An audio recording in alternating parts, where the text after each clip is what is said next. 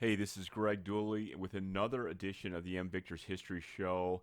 And one more time, we're going to take a look inside the collection of a great Michigan memorabilia collector. And this was filmed at the home of a guy named Kenn Domerese. Now, some of you from Michigan may know that name because Kenn is a pretty famous track and cross country coach. In fact, he is in the Michigan High School Association Hall of Fame for his work that he's done at Flint's Carmen Ainsworth High School. But on top of that, he has an incredible vintage collection. I want to thank Underground Printing for supporting this show. I got to thank Chase Colley for doing the filming of this episode. If you like this stuff, like the show, subscribe to my YouTube channel. And without further ado, here's part one of my conversation and a look at the collection of Kenn Domerese. We are down in the basement of Kenn Domerese. Kenn, pleasure to meet you. Good to see you, Greg. Thank you for having us. Absolutely, glad you're here. I feel like I visited John Stevens and now this incredible place, and I feel like you guys are making the other collectors look bad. In fact, you're putting everybody on notice is what's happening. Hopefully not. Yeah, so if you have a shelf of Michigan stuff, you need to step your game up because we're going to talk about what Kenn has here. But amazing. From how you've laid this out, and I'll show as much of this as I can, to the detail and a lot of your framing, to particularly something I love, you don't go necessarily for like recent stuff or Bow era stuff. Right. What do you really go for when you collect? Well, I really go for the oldest stuff. I'm a history guy, so I go for the oldest Michigan stuff I can possibly get. The older, the better, and I've just been really fortunate to have, I probably got maybe 25 one-of-a-kind or close to one-of-a-kind type pieces that are just crazy cool. I had a chance just to check it out when we walked down. But do you remember how you got started on this? Like, what made you a fan, and then what was those first few things that you really started get this snowball rolling? Right. Well, it's pretty crazy because probably what happened is I became a Bow fan, and because I actually waffled between the two colleges early in high school and so forth. Your fandom, that is? Yeah, and okay. Whether it's going to be the ugly school state or Michigan. and so with Bow coming in, I became a Bow fan. And really the first couple pieces that I bought was actually like a basketball waste can, which I still have that. And I think this is Michigan country rug. That was my first two pieces, and it's improved dramatically since then. I'll say. So it started to obviously pick up. You started to like this stuff. When did you do you remember when you really started going for the vintage stuff? Yeah. Was there a piece or was there a probably moment? about 20 years ago. And actually the first big time piece I probably bought was from the 1901. That was the year that they were undefeated and outscored their opponents 550 to nothing. That was the first big piece, yep. And then I was out of control, so. Okay, yep, and I get that. So is there a place that you go typically to find this stuff, or like most people, do you just scour eBay, or do you have some secret sources that you can help people with? I'm an antique nut, so I've always hit antique places, and I hit garage sales like crazy, and I usually throw out something, hey, I'm looking for old something. And a lot of times, if you say antique, then the price goes up. But if you say I'm looking for some old furniture or I always say old sports memorabilia, I've got some pieces like that. And then, of course, I got my go-to guy, which is a longtime friend, Brian Deck, and he has got me a crazy amount of stuff. So, and he's more of a national he's involved with dealers or shows or something like that? Well, he's a 100% dealer. That's his full-time job, and he's out of Venice, Florida. And but he gets connections that no one else is ever going to get, for Michigan stuff. And so yeah, and I think fans, like typical fans, and we know there's card shows and there's antique shows around Michigan, everything like that. I don't think a lot of people are exposed to these big national shows where they have huge collectors who are, I assume they're scouring estate sales and things like that, which I assume is where you're really going to find a lot of the rare stuff. Right, because on these, when you go to the national shows, and for people out there that's looking to pick up, Michigan stuff and so forth, if they're in your area or it'd be worth going down a weekend or whatever, there'll be 1,000 dealers there. So I mean, and I'm talking about 1,000 dealers, and so the thing is, you're very likely to come across some pieces that you you could hunt from now to doomsday and you never find them, and there you could find them in one spot. Now, is there a big fish that got away, so to speak, for you that you regret, that maybe you didn't realize what you had at the time? Because everybody has that in collection stuff. I have mine. Well, I'm so sad. Anything that gets away makes me mad. It's like coaching, you know. I absolutely hate to lose and so forth. The one piece I'm really looking for is, I thought we had it hooked up on a trade now, you know, a few years ago, but the Michigan Pickaxe when they won the national championship and 97 national championship, and each of the players got a pickaxe because Krakow came in and talked about his book and so forth, and it was an inspirational thing on the first day. Right, the author of the book at the time. Yeah, and John Krakow. Carr had everyone read it, and kind of they met a different part of the mountain each game. Yeah, so that was like the theme. Yeah, okay. And so I thought I had one of those hooked up. I traded a few things, and my source fell apart, and so that's one piece I'd really still like to get. That's interesting because I know that story very well, but I don't know if I've ever seen one for sale anywhere. One time on eBay, and I got outbid. Okay, all right. Now, is there something that you'd say that you have the best collection of? Is there a category of item that, as far as you know, or a specialty that you have? Yeah. No, I probably have 25 things that are either one of a kind or there's only been a couple that's ever shown up. But no, not category, just amazingly crazy cool, you know. And those are like, you know, the 1901 and the ship's wheel from, you know, Coach Kipke, and a bunch of Anthony Carter, his varsity jacket and things like that. And of course I've got, you know, I think I have the prototype helmet before the winged foot. Things like that. I know that I'm in select company with those kind of things. Definitely. And as far as years go, you actually are trying to get at least one piece from a pretty wide period of Michigan athletics. Yeah, right now I'm going from about 1895 to 1965. And I think I have a piece attributed to about at least 85% of all those years. I have at least one thing that I can, you know, I can look at a postmark, or I can look at something on there and absolutely know it came from that year. Primarily football, but athletics related. Yeah, mainly, and of course I'm a gym rat, so I, you know, like I started out collecting everything, like baseball and everything, but obviously, as you can see, it's pretty hard to find wall space, and I've even had to go to the ceiling, you know, so I pretty much just went right back to just dead Michigan. Are you, is there anything out there that you've kind of put the word out, that other than the pickaxe, that you really want, like other collectors know, hey, if you find this, you better give Ken a call or he's going to come after you? No, not really. Just really old, you know. Real old vintage stuff. Kind of stuff I like. So and we're all looking for the same thing. I think I'm going to stay out of your way after seeing this. All right, well, why don't we take a minute and take a look at a couple of the items, including some of the ones you talked about. Okay, cool.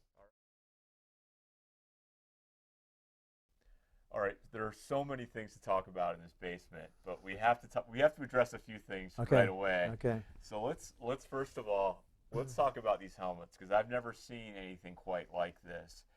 I want to say I saw this one on eBay before, but tell us a little bit about these, where you got them. Okay. These two beauties here. Well, you're correct. This one was eBay. This is a Michigan helmet. And, of course, the crazy thing about this is a player that wore it in 1910, 11, and 12. And back then, if you went out for the football team, they assigned you a helmet, and you wore the helmet unless they changed the helmet to a different style. You just wore the helmet until you were done playing football. So this was a guy that wore this one for 3 years back in 1910. Yeah. It's amazing. It's got the ear flaps, which you see in some of the old pictures from back then. And this is basically like, almost like just a felt padding. It's a tiny bit of padding. It's less than an inch. Pretty amazing. I have to ask, what do you think the value on this one is approximately? Well, probably, I would think at least $2,500 now, maybe more. I'd say. Because you know, I think back 15 years ago, I probably paid $1,500 for it. And does the athletic department have it? I'm trying to think of the Towsey Museum if they have anything quite this old. I really don't know. Okay. Yeah, I really don't know. Well, that brings us to this one. Okay. This is, again, one of my favorites.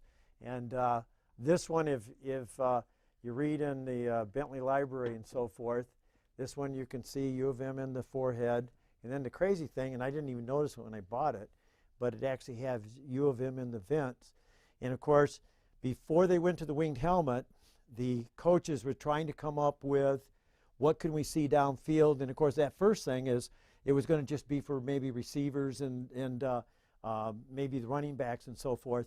But talking with U of M guys and so forth, they're pretty certain this is one of the prototypes before the winged helmet. So yeah, it's a Spalding helmet, right? And it's got U of M in the front, right?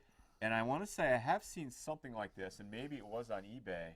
But if you look at the film, of course they're in black and white. There are right. films of games back in the 30s. Sure. They do have this style helmet before he went into that era when Chrysler arrived, of course, in '38.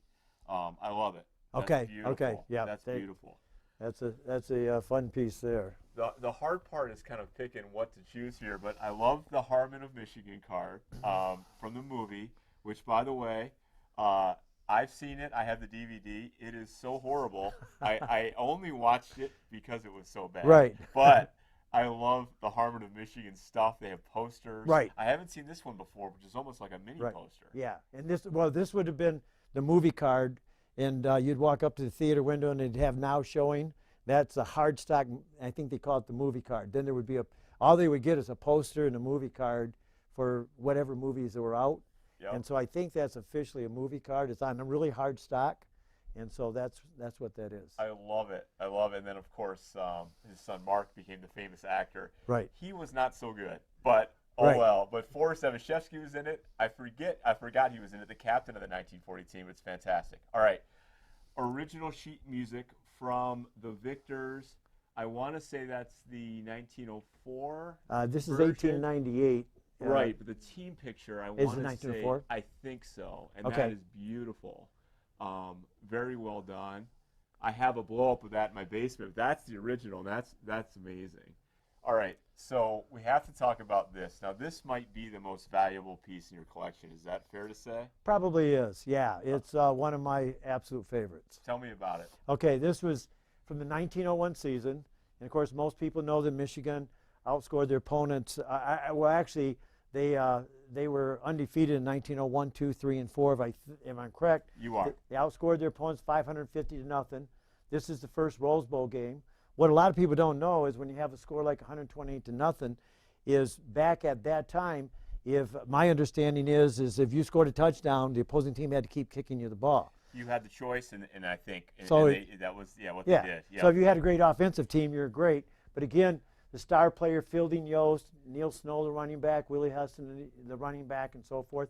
And actually, one of those three people came and saw this at my house, and of course, it was the grandson to one of those guys, and they wanted it really bad, but I didn't want to sell it. So was it Weeks? The Weeks family, or no? Okay, I don't know if I should say or not. Okay, I do fine. know. I absolutely know. Okay, but that's fine. That's fine. So it's and when you say the names are on it, they're embroidered on it. Right.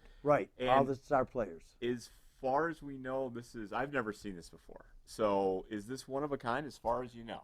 No one. Matter of fact, my experts say they've never seen it before. There's other pillowcases, obviously. And, I got the T.R.O. Christie pillowcase and so forth. Sure. And so forth. But this might be one of a kind. And I even framed it in an 1898 frame, which I had to look for the frame for a while. And that's why it's not just perfect, because I didn't want to cut the frame because it was 1898. Right. And the detail they took in the names and everything. And I think that's what really makes it. Because we've seen some old Michigan, like you said, pillowcases, knitting, things like that. But with all the names clearly dedicated to the season, and you had this done very nicely to accent it. That was awesome. All right, so a personal favorite of mine, because some of the stuff in your collection, and we talked about this earlier, I've actually written about it on MVictors.com, Yep. And one of them is what I called back in the day the schedule bot. So can you show this here? This actually, I think, is what it is actually a walking stick toy. And that was something back in the 20s and 30s and so forth. People would have different kind of wooden toys that they would actually They would learn to make it walk as they walked along, and probably clickety-clack on the sidewalk sounded pretty cool. Right. But this is actually from the 1930 season, and you know about that schedule and I so do. forth. And Yep. They were Big Ten champs. It was Kipke's second year. They actually played a doubleheader, but it has the schedule in the back. So do you think this was sold as an item to buy, or do you think this was more of a promotional thing that the university created to promote the season? I I would I would think it's to buy, but the thing is some people would say, well, maybe it's just a toy, except it was it was actually stamped in here with a machine. So I would say there was probably more than one, but I've never seen. No one has ever came up with a second one. I love it. And when I saw it on eBay, I thought it was much bigger. So I thought it was something like they had at the game to promote the season. But now Right. that I look at it, I think it was probably something they sold because it did have a spot where you could write the score in or etch the Right. score in. Right. That's amazing. Yeah. All right, another piece that I wrote about is this cane, and to see it with my own eyes today, the you showed me a picture of this before I came, and I knew it right away. This did show up on eBay years ago. Do you remember where you got it? Okay. Unfortunately, I got it on eBay, and but what had happened is I was outbid on it, and then 3 years later it came out. And of course, the original one, and of course anybody in antiques, and of course whether it's furniture or guns or anything else, is to try to leave antiques exactly alone. And that's what jumped leave it out at alone. me because I remember the paint was worn, Right. and it was that light blue early Michigan paint, Right. which was more of the North Carolina shade. Right, and actually I do have pictures of it, so I'm going to be able to put it back the way it was, but these two was reversed, and it was white and the baby blue, Yeah. and of course this was completely gray. And no matter, even when I slept with it for a couple of weeks with my hand on it, I cannot get it Trying to to, wear it to yeah, wear it try down. to do anything to get it patina on it, but Do you have didn't any get idea what patina kind of back. wood it is, or? It's no, it's probably some type of willow, and I would think that's what an old wood like that would be, but it's probably a willow. It's really crazy cool, the design on it, but of course we know that it's from Irving Pond. So Irving Pond, who scored the first touchdown in In 1879 in Michigan Michigan history. One of the brothers who was the architect of the Union. And we have an old photo, which I'll put here in the video, of what we believe is this cane. Right. And he's kind of jumping over it. And he's 70 years old, and he's jumping over the cane. Excellent. And when I heard about it, and someone was going to send me that picture, I thought it was he laid it down on the ground and jumped over it. But he actually held it from end to end and jumped through it, which is, I've seen someone do that with a baseball bat, but I've never heard of it with a 70-year-old guy. So he had to be quite an athlete. I love it. So this is just a fraction of what you have in your collection. Let's take a look at a few other things you have. Good. All right, so there's part one. In part two, we look at some more things, some incredible things in his collection, some Tom Harmon vintage stuff, some of Anthony Carter's personal items, some wonderful stuff from Harry Kipke, and much more. So, again, if you like this stuff, subscribe, and I hope you enjoyed part one, and I think you'll really enjoy part two coming up.